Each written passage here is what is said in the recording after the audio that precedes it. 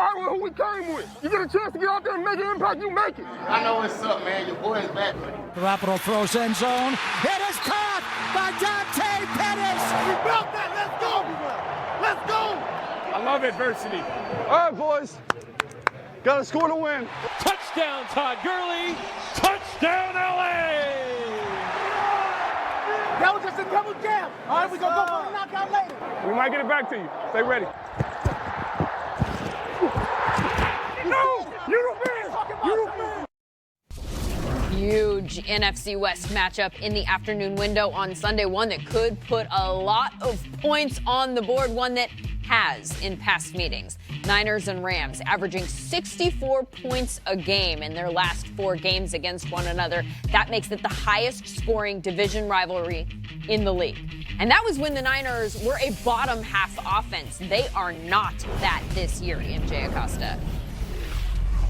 That's right, Lindsay. Actually, the 49ers right now are the second highest scoring offense in the league. They also hold the top rank in rushing as well. But that ground game will need some adjustments ahead of this LA trip. Head coach Kyle Shanahan confirming today that right tackle Mike McGlinchey will be out 4 to 6 weeks. McGlinchey will be getting his knee scoped on Thursday. Remember, San Francisco is also down their starting left tackle Joe Staley with a leg injury. Coach says that the tight ends will be looked at to continue to step up in run blocking, especially with fullback Kyle Juszczyk out with the knee as well. Coach said today that Juice is one of those guys you just can't replace, calling him, quote, one of a kind. This hasn't hampered spirits or confidence in the 49ers locker room. I spoke with several players today. They said they know they have guys who can always go. Now let's head to Thousand Oaks and check in with Steve White with more on the Rams. Well, thanks a lot, MJ. We just got some late-breaking injury news. As Rams running back Todd Gurley did not practice today with a quad injury. Now, we only got that from the injury report. Head coach Sean McVay is speaking while I'm here giving this report, so hopefully later we'll get an actual update on the severity of the injury, the leg of the injury, so we don't know if it's on the same left leg where he's had knee issues or if this is going to be problematic in terms of his playing status. Again, we'll try and update with you because this just came down. Also on the injury front, some positive news. Wide receiver Brandon Cooks, who's been in the concussion protocol. He was limited at practice today as a safety, Taylor Rapp, who should be back, who's trending, and linebacker Bryce Harper with a shoulder injury. They're all limited, but trending in the right direction. But again, hopefully by the end of the show, we'll have an update for you on the injury status of running back Todd Gurley in that quad. Lindsay? Steve White with the Rams. Check NFL.com for the latest on Todd Gurley as soon as he gets that from Coach. NFC West standings. The 2-time defending division champion Rams in 3rd place coming into this weekend. Niners in 1st place and 4-0 for the first time since Pretty Woman was in movie theaters. 1990, last time they were 4-0. Our pop culture expert Sean What's your name? right here. What do you want it to be? There you go.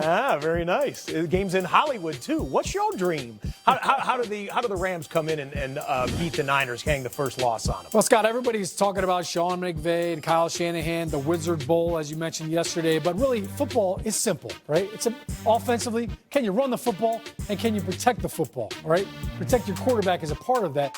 But for the Rams, all you've got to do is find a way to take care of the football. Jared Goff, look, he's throwing some of these picks right here. This, you can't have it, right? I have no idea how he didn't see the linebacker right there, but Levante David, that's an easy steal right there. That's on you, Jared Goff. You've got to get better.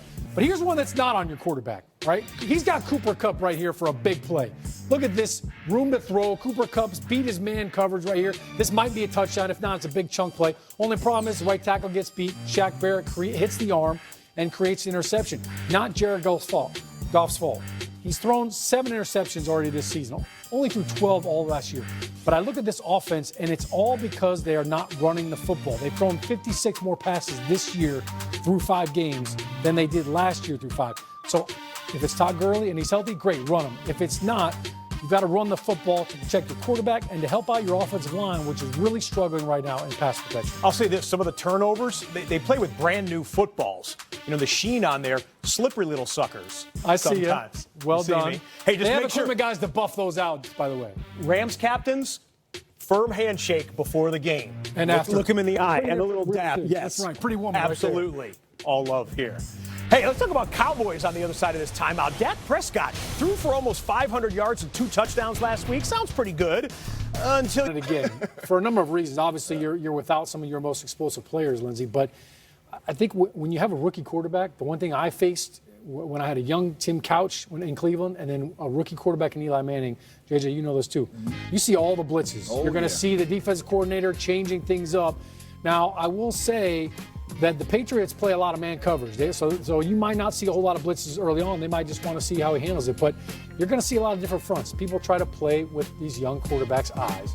Daniel Jones, though, has done a great job, I think, of handling everything. He's handling everything at the line. He's handling everything in the pocket. He has done a great job of seeing things. We're seeing a lot of great throws right here. So I still feel like the Giants have a shot because Daniel Jones has shown that he can make a lot of really good throws from the pocket, even under duress, even though it's not exactly clean the way you draw it up. So I think the offense, the pressure is on them to try to keep up with Brady's offense. Obviously, you know he's going to score.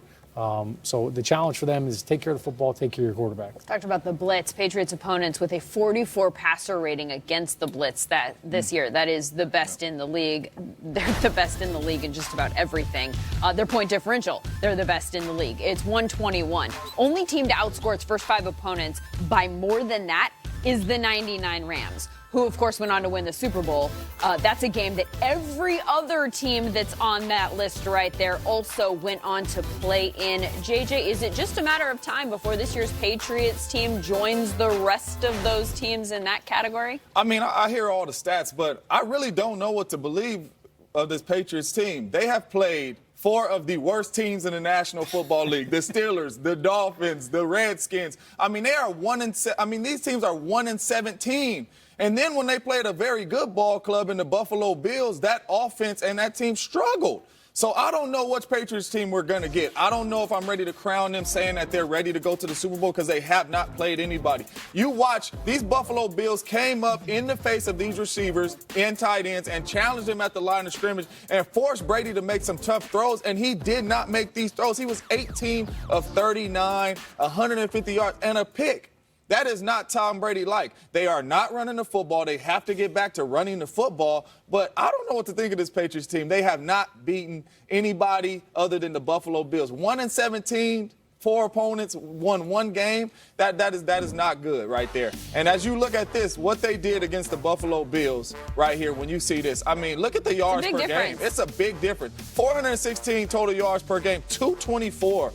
Versus the Buffalo Bills. And you could just look at that. They challenged them and they made it hard on them. So I'm not ready to crown the Patriots yet. They still have to show me once they start getting into the ladder of this schedule, playing these good ball clubs. They got to show me what they got. I'm with you, JJ. They haven't played a lot of great competition. The 2 areas that I have concern, Lindsey, with the Patriots is their offensive line. There's 2 positions right there that are struggling. Left tackle, obviously Marshall Newhouse is playing, and Ted Karras, the center, he has struggled a lot. So those are 2 areas on offense where you could try to attack them. Well, we'll see if they can do something to at least impress you a little bit more tomorrow night. It is the first game of Week 6 with 11 more coming up on Sunday, including a big one in Kansas City.